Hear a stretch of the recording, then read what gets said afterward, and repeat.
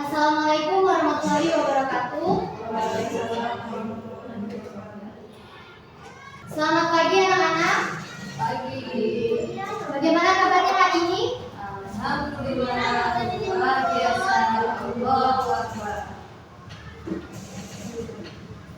Baik anak-anak, hari ini kita akan belajar tantangan di dalam pemanfaatan kecerdasan artifisial. Sebelumnya kita sudah membahas mengenai pemanfaatan kecerdasan artifisial. Hari ini kita akan membahas tantangan apa saja sih yang dihadapi dalam memanfaatkan kecerdasan artifisial.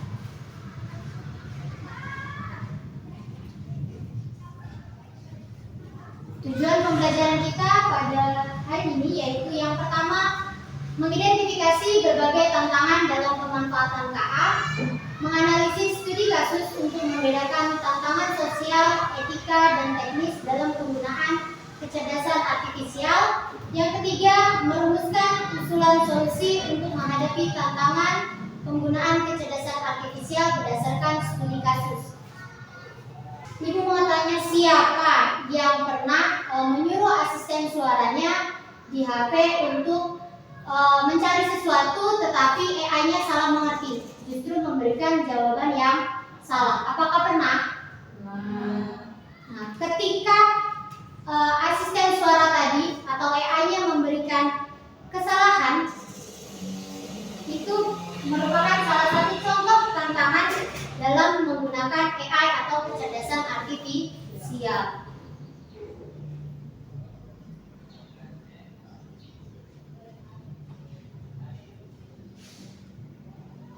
Kecerdasan artifisial sebelumnya sudah kita bahas, yaitu kemampuan mesin untuk berpikir dan belajar seperti manusia. Banyak contohnya sebelumnya sudah kita bahas, ada Google Assistant, ada YouTube, ada Siri, ada Google Maps, Google Translate, dan masih banyak lagi.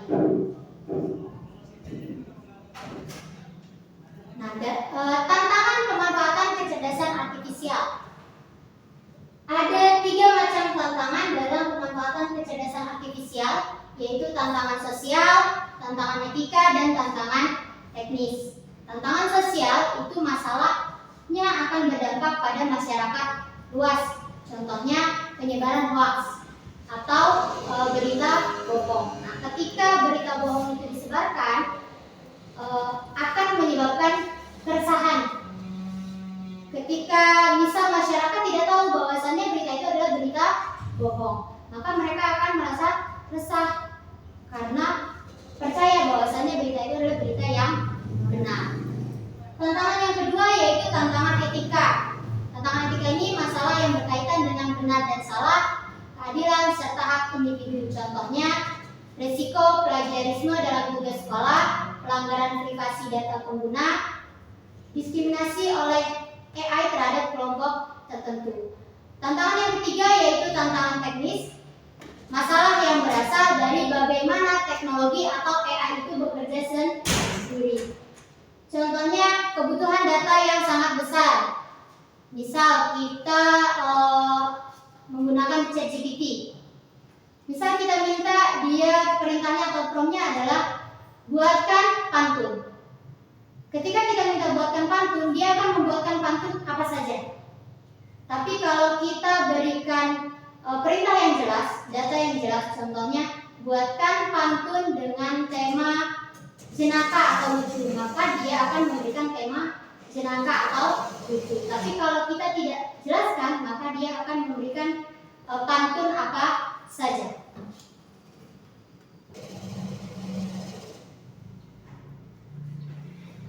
Jadi dalam menggunakan kecerdasan artifisial untuk mengurangi tantangan-tantangan tersebut, kita harus memiliki etika dalam penggunaan kecerdasan artifisial. Yang pertama yaitu transparansi dan kejujuran.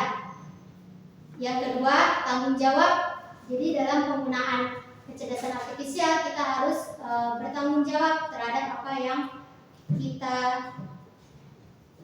gunakan atau kita peroleh dari kecerdasan artifisial. Yang ketiga, keadilan dan anti diskriminasi. Yang keempat yaitu menjaga privasi. Di situ ada contohnya plagiarisme, menggunakan hasil karya AI tanpa menyebutkan sumber. Itu berarti tidak melakukan etika, transparansi dan kejujuran serta tidak bertanggung jawab. Karena tadi menggunakan hasil karya tanpa menyebutkan sumber atau bahkan mencontoh hasil karya orang lain.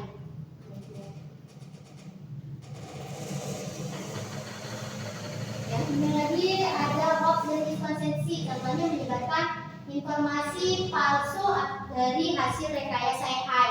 Contohnya misal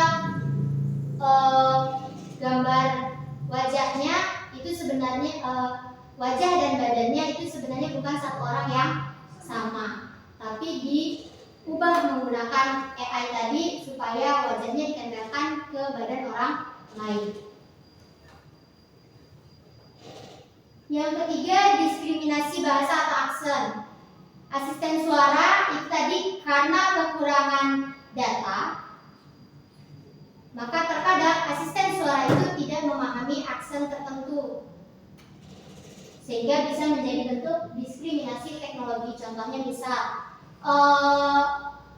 AI itu kan ada macam-macam bahasa, dari bahasa Inggris, bahasa Indonesia dan sebagainya. Ketika aksen, misal di Indonesia kan kita punya banyak suku, dengan banyaknya suku tadi ada banyak aksen. Mungkin kalau yang sukunya Jawa, dia ada ciri khasnya dalam berbicara, terbawa dari bahasa Jawanya. Begitu juga dengan yang suku Sunda dan sebagainya. Namun asisten suara ini kemungkinan ada beberapa kata yang tidak dipahami oleh asisten suara, sehingga terjadi diskriminasi bahasa. Dia tidak mengerti bahasa yang disampaikan oleh si pengguna asisten suara tadi.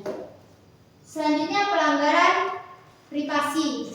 Aplikasi AI yang merekam atau mengumpulkan data itu bisa disalahgunakan untuk melakukan pelanggaran privasi. Jadi ketika kita menggunakan AI, kita harus berhati-hati. Kita lihat di AI itu ada, misal ketika kita mendaftarkan akun, itu kan ada ketentuan-ketentuan yang harus disetujui. Nah, sebaiknya ketentuan itu kita baca terlebih dahulu.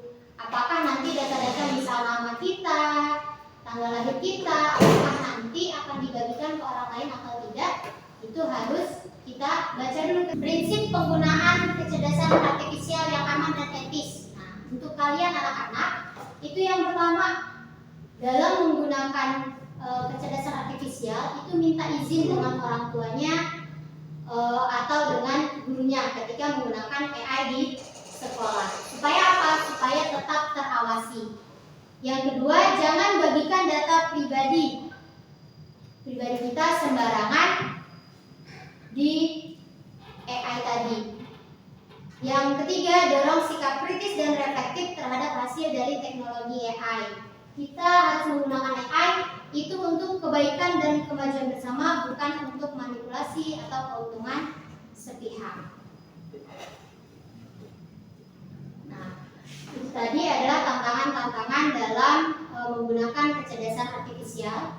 Ibu memiliki tugas untuk kalian. Sebelumnya Ibu sudah bagikan kelompoknya, sudah Ibu bagikan juga LKPD-nya. Jadi setiap kelompok kalian sudah Ibu berikan kartu studi kasus. Jadi ada 4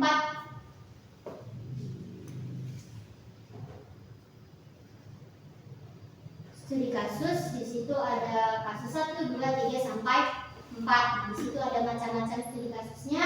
Nanti kalian boleh gunting dan tempelkan di lembar kedua, disesuaikan. Di situ ada tantangan etika, yaitu tantangan plagiarisme. Nah, dari kasus 1, 2, 3, dan 4, manakah yang termasuk ke dalam kasus plagiarisme? Begitu juga dengan yang tantangan sosial, yaitu ada hoax dan misinformasi, ada diskriminasi dan bias, dan terakhir ada kasus pelanggaran privasi. Nanti kalian kelompokkan di mana dari kartu kasus 1, 2, 3, dan 4 ini yang sesuai dengan tantangan-tantangan yang ada di lembar kedua. setelah kalian selesai mendiskusikan dan membacakan LKPD, silakan kalian bersama dengan kelompoknya melakukan presentasi, menyampaikan hasil diskusinya. Bagaimana dengan pembelajaran kita hari ini? Apakah menyenangkan? Minggu depan kita akan belajar rekomendasi pemahaman dan pemanfaatan kecerdasan artifisial. Nah, sebelum Ibu tutup, Ibu mau menyampaikan dari semua kasus, apa sih tantangan yang paling berbahaya bagi kita? Jadi, Ibu simpulkan dari jawaban-jawaban kalian dalam presentasi sebelumnya, tantangan yang paling berbahaya yaitu tantangan membocorkan data pribadi, baik foto, alamat, nomor telepon. Kenapa? Karena data pribadi itu bisa disalahgunakan oleh orang yang tidak bertanggung jawab. Solusinya adalah kita jangan pernah membagikan data pribadi kita kepada orang lain. Lalu orang tua kita itu harus mendampingi kita selama menggunakan kecerdasan artifisial. Lalu selalu bertanya kepada orang tua atau orang dewasa ketika kita ragu dalam menggunakan kecerdasan artifisial.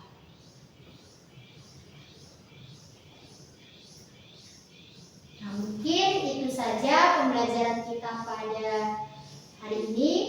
Akan kita lanjutkan di pembelajaran berikutnya. Ibu akhiri, wassalamualaikum warahmatullahi wabarakatuh. Waalaikumsalam.